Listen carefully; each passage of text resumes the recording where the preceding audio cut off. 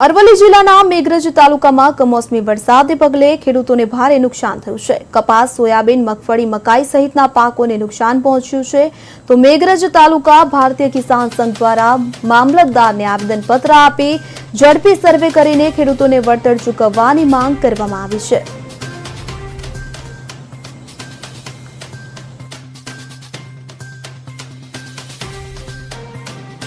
बाजरी અને તલ વહેલો વરસાદ થવાને કારણે એ પણ પાક નિષ્ફળ ગયો।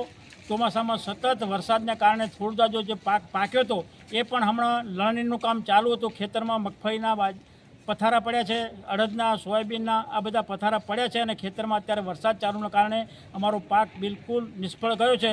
તો સરકારશ્રીને નમ્ર વિનંતી કે આ ખેડૂતોને યોગ્ય વળતર આપી અને ખેડૂતને બેઠો કરે અને ખેડૂત પોતાનું જીવન આગળ ધપાવે।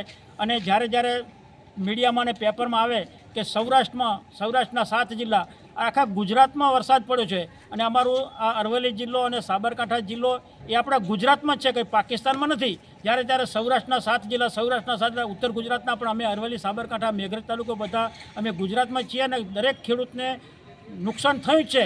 તો સર્વે કરાયા કરતાં એમને દરેક ખેડૂતને ખાતામાં યોગ્ય વળતર નાખી અને દરેક ખેડૂતને લાભ આપવા મળે એવી અમારી આગ્રહભરી લાગણી સાથે માગણી છે।